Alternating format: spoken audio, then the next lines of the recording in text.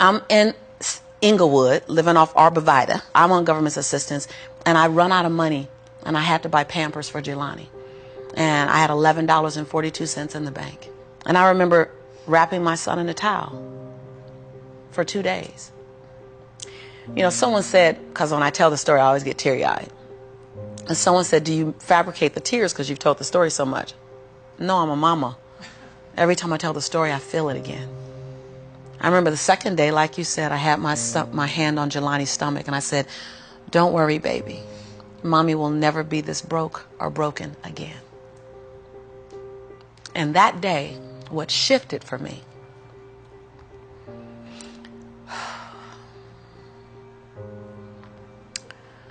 was I was willing, and I don't know if this is going to sound crazy, I was willing to completely die to any form of me that I had been, so that I can birth the woman that I was becoming. The reason why a lot of people won't become who they want is because they're too attached to who they've been. And you hear it all the time when people say, I've always been this way. Okay, well, if that's working for you, keep doing that. I knew it wasn't working for me any longer. I had hit my version of rock bottom. So I was willing to let go of everything and everybody. See, another reason why people won't get there is because the doorway is for you to fit through. You're trying to carry everybody else through because you're trying to be Rescue 911. And you got to rescue you first. I am much more valuable to my family and to my community because I was willing to let them go through the door myself, teach myself, learn myself, condition myself, and then come back and get them. I'm much more valuable to them now. But I had to go through a window time of 10 years of judgment. You leaving us, hanging out with white people all the time. You going to these crazy countries. We don't know what you... I had to be willing to allow my conviction to make me inconvenienced. See, we want to grow, but we want to stay liked by everybody. I was willing to be my own rescue at the risk of your approval. But most of us aren't like that. Facebook is an example. We want to be liked. Well, I woke up and I like myself today, so your like is extra. My job is to like me first. I was willing to say every day, Lisa, you like you? Lisa, are you proud of you? Lisa, are you playing full out? Every day before I checked in with anybody else. That's lonely, by the way. Why won't most people do it? Because it's scary and it's lonely. So what did I do? I was willing to find people who had what I didn't have, who were living lives that I wasn't living, who believed things that I didn't know about, and I was willing to become their student. I got up every day and I ate a slice of humble pie. See, when you get to this level, even me 10 years ago, you can get caught up by reading your own fine print. See, whenever I hear people reading my bio, and before I came on, you read my bio, I'm in the back going, yeah, yeah, yeah, yeah, yeah, yeah, yeah, yeah, yeah. Because I don't want to ever think I arrived. That bio was old. You should be interested in my future. Oh, that's my bio. What's my future? Oh, what are you doing? Who am I becoming for 2020? And we get caught up in our bios. We get caught up in our status. I never allowed that to stop me from going and sitting at the hem of someone and saying, what do you know about wealth? See, because there's 3 forms to money. There's 3 relationships to money. We learn how to earn it, we learn how to keep it, and we learn how to grow it. Well, I learned how to earn it because my theme song was, I'm a hustler, baby. And I want you to know, everybody with me, it ain't where I've been, but where I'm about to go. So I was singing that song. That was good. They know, right? I was singing that song when I was working out of my closet as my office. I was in a walk-in closet where you really couldn't walk in, you stepped in and turned, right? and the clothes rack, you know how you have the hanger rack, I had pant hangers in the closet, and I had manila folders clipping on the pant hangers. Those are my client files. And I would sit there and I put $2.99 mirrors that you get from CVS. I put them all around my closet walls so that I can make my office look bigger. I worked out of that closet office for 4 years singing that song. It ain't where I've been, but where I'm about to go. I knew that. I knew how to make money. I didn't know how to keep it because ain't nobody had none in my family. So keeping wasn't an issue. Growing was never an issue. So I went to people who knew how to make it, keep it, grow it. I went to people who was about serving others to the highest level. See, I make a lot of money because I serve more people. See, all your success is on the other side of service. People trying to make money, if it begins and ends with money, it's going to be a short-lived victory. But if it's about transforming lives, then the wind keeps going and going and growing and growing. So I went to people that knew what I didn't know. And I killed my ego every day, murdered my she-go every day. Because I got a big she-go. I mean, come on, right? Every day, Tom. And I got hungry and I learned. I went to the same training 42 times. Yes, I said 42.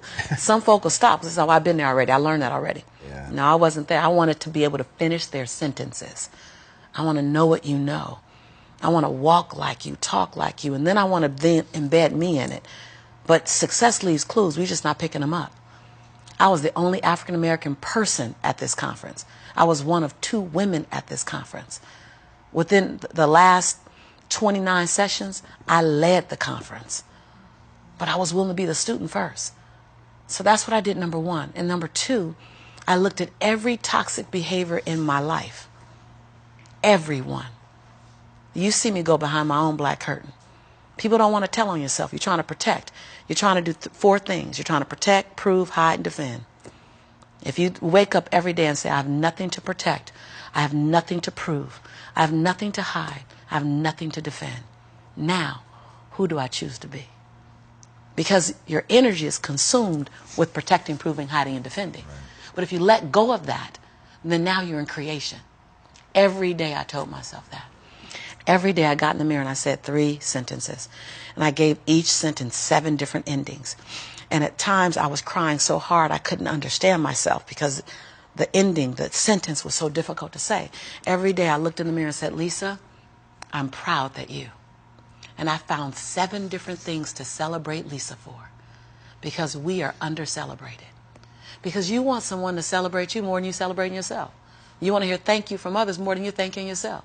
You want to hear other people say, I love you more than you saying I love yourself. You are teaching the world. I said this on Oprah. And when I said this on Oprah, she said, oh my God, I believe the exact same thing. So I knew I had one thing right. The world is looking at you and following your example of how to treat you. How to treat you. They're following your example of how to treat you. So how you treat you, the world's going to follow your lead. So I had to start treating Lisa better because I was everything for everybody but nothing for myself. And so every day I got in the mirror and I completed 3 sentences. Lisa, I'm proud of you for. Second thing, Lisa, I forgive you for. That one took me down daily. Because I'd had a son with a man who was now in prison, my biggest nightmare, my greatest nightmare. I had been in a relationship that turned mentally and then physically abusive when my son was 3 years old. I made money but lost it. I was on government assistance. I was on welfare. I was on WIC, Women, Infant, and Children. I got a lot of forgiveness that I had to do. But I was willing to forgive myself every day. And every day I said the same thing for like 6 months until it got easier. And then one day I went, Lisa, I forgive you for it. And that thing didn't come up anymore. I was like, ooh, okay, on to the next. 7 different endings. And the last thing I did every day, last sentence, is Lisa, I commit to you that. Because we make bigger commitments to other people. If I commit to y'all something, ride or die, you can bet your last dime that I'm going to be there. I'm going to show up. You're going to get 2 dimes. But I would make commitments for me, for myself, and I wouldn't do it. I.e. my weight. That's interesting. So I started every day celebrating Lisa, forgiving Lisa, and making a commitment to Lisa. And then I was willing to invest money in me. I love this story. I was willing to invest money in me. Literally. Literally. I worked at LA Unified School District. And I knew I couldn't stay there because they needed a degree. I didn't have a degree. They didn't seem happy. I wanted to be happy. So I would have my son at daycare during the day. I'd work 9 hours. I pick him up from daycare, take him back to my office. I take a 30-minute break from 6 o'clock to 6:30 to go get him. I start working from 6:30 until midnight every day at my office on me. Every day. Put my son on a little, primary color blanket, something to occupy him. Give him toys that I took the batteries out of so he'd be confused for a little while trying to figure out why they're not working. I'm serious. And I did it every day, every day, every day. I stopped going out to dinner. I stopped going out dancing. I stopped getting my nails done, stopped getting my hair done. And every 2 weeks when Ella Unified paid me, I wrote a check to my dream. And I wrote in the memo line, funding my dream. And I would mail the check to the bank, Wells Fargo. And I mailed a check to myself every 2 weeks for 3.5 years. My family thought, that I was smoking on drugs. Like, she ain't going out. She eating beanies and weenies all week. We think she on drugs, but she's not getting any smaller, so maybe not. And I went to the bank after 3.5 years. This is the story you're talking about. I walked in the bank. I said, I'm just going to check and see where that account is, because I wouldn't open the statements, because my mother used to say when I was growing up, girl, this money burn in my pocket. And I'm like, I think money hot, and it goes. Thank you so much, and it goes away fast. So I'm not going to open the statement because I don't want to know how much money I have, because I didn't have a healthy relationship to money. I didn't even know a relationship with money. So while I'm at these trainings, they just kept saying save. So I'm like, okay, I'm going to save. I didn't need the money that I was writing checks for, because it was the money I used on my nails and my hair. And then every check I wrote to myself, I made a challenge with myself that it had to be 5% more than the next check. Wow. Than the previous check. So I didn't really know how to calculate the 5%. So I'm like, well, I'll just add $30. I'll just add $60. I really didn't know anything about it. Then I went out and got a second job. And I started working in the evenings, less on my business and more out on jobs, so I can write a bigger check. So I learned how to live on $31,000. That's all I was living on, $31,000. We can make it. We got it. I sold my Altima I had at the time. I bought an old Ford Explorer. I just skinnied down. I moved out of my 3-bedroom house. I moved in with a roommate. She smoked even. And I was like, okay, I'm going to put towels under the base of the door. Y'all, you got to be inconvenienced. I put towels on the base of the door so the smoke wouldn't come in the room with me and my son. We slept side by side in the same bed. Went from a 3-bedroom, 3-bathroom house, 2-story, to a roommate, because I was willing to write a check to fund my dream. And I kept writing, funding my dream, funding my dream, funding my dream. And I walked into Wells Fargo 3.5 years later, and I gave her my name. I said, hi, my name is Lisa Nichols. And she's like, you the funding my dream lady. I was like, yeah.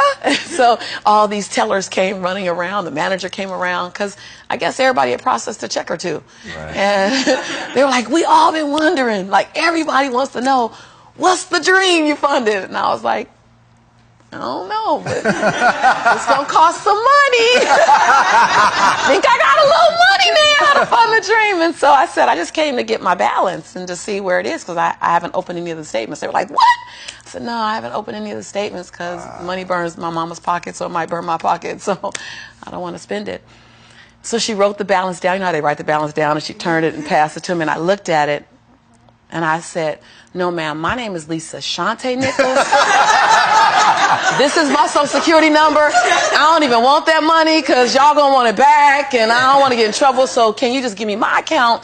Because I didn't know anyone in my family that had $5,000 in their account, $10,000 in the account.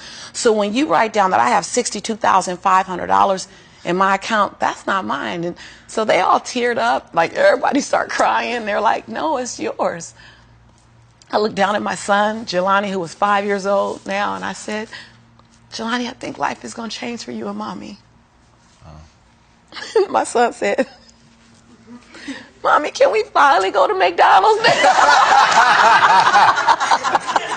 So, because I've been making them homemade Big Macs for a while. I was like, Mama can make you a better Big Mac than, Ronald McDonald.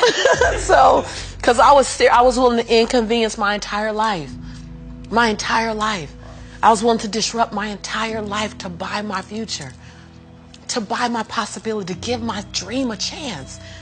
See, we're not supposed to tuck our dreams in on the pillow when we get up in the morning. We're not supposed to leave them at home and go and fulfill somebody else's dream. We're not supposed to do that. That's not what we're wired to do. That's not who we are. Your human spirit doesn't care about the economy. The human spirit doesn't care that my son's father went to prison. The human spirit doesn't care what's happened to your family. The human spirit doesn't care about the past. You may have been molested, or your family may have been broke, or you may have been betrayed, or you may have a divorce. Your human spirit doesn't care about any of that. Your human spirit simply says, what's our command for tomorrow? What do you want to create? It's not keeping score. Your brain is keeping score, because your brain is designed to keep you safe. Your soul, your intuition, your human spirit is designed to make you soar. And when you get to the edge of that stage, I want to get up right now. Can I get up right now? Do whatever you want. Okay. Think I'm going to tell Lisa Nichols no? Come on now. When you get to the edge, your brain will always tell you to step back. It's always going to tell you to step back, because you can fall. Always. It's going to tell you to step back. Because before you fell, the last time you did this, you saw someone else fail. You could hurt. You could be off work. It's going to tell you. It's designed to keep you safe. So you have to be willing to play between your brain and your soul. And on some days, you got to just listen to your soul. And you got to say, I'm going to leap. I'm going to get to the edge. Most people are at the edge, and you're standing at the edge, and you're watching everyone else fly. That's Pimp My Ride, Watch My Crib, all this stuff. You know, watching people's lives on Facebook. You're at the edge, watching someone else live, wondering what it's going to be like when you jump without ever jumping. And I'm just here to tell you, jump.